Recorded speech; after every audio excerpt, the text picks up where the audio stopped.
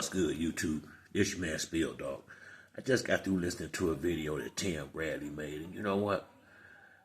I can't do nothing but agree with him. I was always a Tim Bradley fan, but what he's saying about Boots kind of stutter stepping on what he was saying after the fight with that Karen dude, and you know the excuses they making not to fight Vergil Ortiz. And I got a video I made right after he fought the last fight saying that I feel like Vergil Ortiz is the perfect opponent for Boots. They both big welterweights. Even if you go up to 154, I felt like Boots would have more power if he was to move up. But I have been noticing this for a while, and I've been saying something, but I've been really hoping that I was wrong. But I just never seemed like it bothered Boots fighting these type of fights. He fight is almost like he prefer these fights. And I was saying that I said you can just tell by his demeanor and the way he carry himself. He said he want everybody, but he don't really. Only people I ever really heard him call out was Terrence Crawford, who is a big fight too, but a fight that in reality he know he ain't gonna get. Not right now, and it's just because the money. It ain't got nothing to do with the skill part. It's the money on that. Terrence Crawford at a point where he almost 40 years old. Shit, he trying to get his and get on up out of here. You can't really blame him. He's 38 years old. I've been saying this fight's out here. I've been saying that now. The Brian Norman, the fight he could have had with Brian Norman, that wasn't on him. That was more Brian Norman's father, kind of trying to change horses in the middle of the race. As far as when they sent him the contract, I think the first one for $750,000. I think they sent him another one for like 1 million.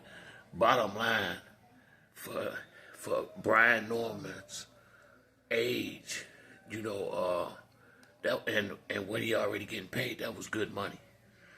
Especially if he felt like he could knock Boots out, like his father saying his son gonna knock him out.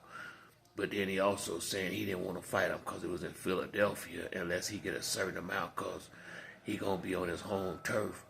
In my mind, when you knocking people out, it don't matter where you at, because you ain't counting on the judges, no way. But I guess he figured, what if he don't knock him out? He don't want to get cheated on the scorecards. I feel you, but shit, you might as well get out of boxing if you're worried about stuff like that, because until you that guy, you're gonna be in situations like that from time to time. It ain't no way around it.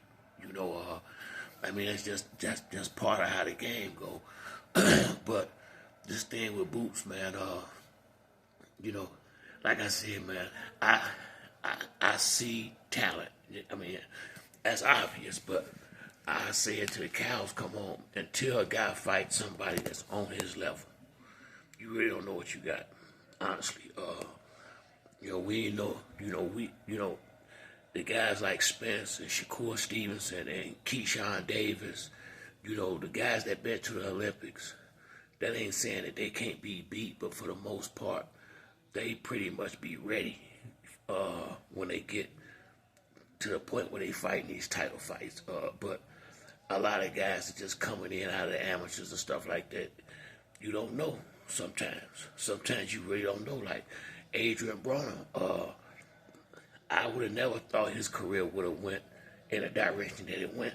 I wouldn't have, but it wasn't about his talent. It was about his work ethic and discipline outside the ring, But it don't make no difference who it is. It's a lot of things outside of boxing, if you don't stay focused, will affect how you perform inside that square circle. So I don't know. I don't know how long Boots plan on fighting these C-level fighters, and this is what I was saying in the last video I made. These guys don't really want to fight nobody that might beat them. They just don't want to do it. I mean, they have mastered the art of talking around real fights. There's a lot of them. They have mastered the art of acting like they they ain't scared to fight dudes when they really are. And I ain't saying they scared of them. They scared of the fact that this guy is on my level and he might beat me. And they ain't trying. You can, man. You damn near gotta bring a Brinks truck up to the arena to get them dudes to fight a fight that they should be fighting. Floyd Schofield Sr.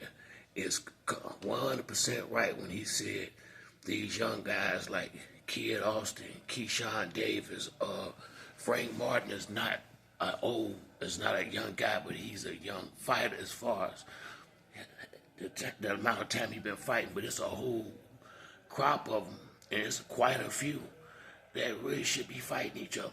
I agree with Floyd Schofield Sr. 100%.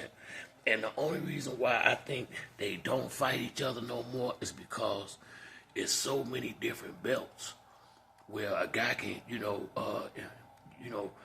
there's only so many, I think, elite fighters per division. And these guys ain't trying to go to the IBF or to, fight outside of a certain division where they know there's a lot of guys that they can beat.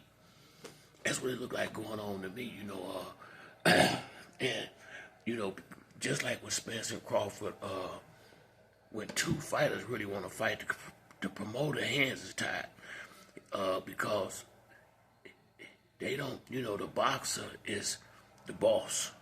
It's just that a lot of them, it's just that somehow that the promoters that manipulates them into thinking that they not. But the bottom line, the guy who get in the ring is the one who really call the shots about who he is and who he ain't gonna fight.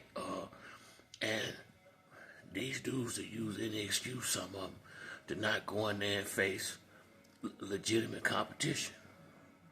And I just don't see, I really don't believe when it's two elite level fighters like Shakur and Tank on that level. No matter who loses, as long as you don't get knocked out, real bad, real early or something like that, you ain't gonna lose no points. You're gonna get more respect for taking a real fight instead of all these WWF boxing shows we get nowadays. We get maybe 2 or 3 good fights and maybe 10 or 15 or 20 shows throughout the year, maybe 3 real fights. That's how it's going every year, and it's enough fights to where people ain't just completely abandoning shit from boxing, but they leaving the door open for people for boxing fans to start getting interested in MMA and UFC and all that, because how the matchmaking has gotten over the years, how it's so uneven, how these guys stay unevenly matched, where you got somebody like Tank or Shakur in there with a guy that's clearly not on their level, and shit, we know from the time they announced the fight who's gonna win. So like I said, at some point this shit gotta stop, and these guys gotta start fighting legitimate fighters. I like Benavidez, he keep it a buck. Earl Spence was keeping it a buck when he was fighting, but it ain't a whole lot of them. It's just not a whole lot of them. Tank, I like Tank, and I ain't really got a whole lot of complaints on the guys that he fought, because some of the other guys, I believe if Shakur would have took the money Coach Keenan was going to offer him, they would have had to fight, but they knew he wasn't going to take it. And that's why I say Shakur need to go out here and have a spectacular performance against somebody so they can go ahead and get that damn fight out the way, and he can make the type of money he want to make. But he got to get some noise behind his name. This thing with Boots, if Boots ain't careful, I mean, he gonna be a good fighter. Everybody know that. He do got a lot of Roy Jones kind of in him. At least it look like it. But if he don't stop fighting these type fighters he fighting, the reputation that he has established is almost ruined already.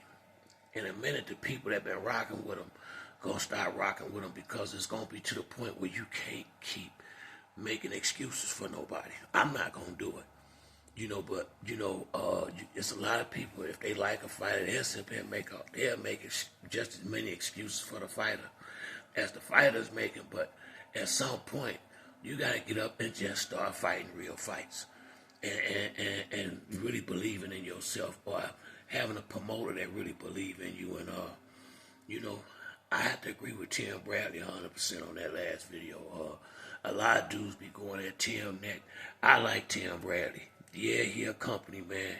Yeah, he can be a little top rank crazy at times, but I gotta admit, over the last few years, last year or two, he's getting a little better about that. He ain't just completely, he done kind of toned that down a little bit. But I like the way he honestly assessed these dudes. And some of these guys don't like it, but for the most part, he just be calling it like it really is. And I ain't got no problem with that. But that's it for me on this video. If you like the video, like and subscribe. Till the next time, it's your boy Spill Dog. I'm out.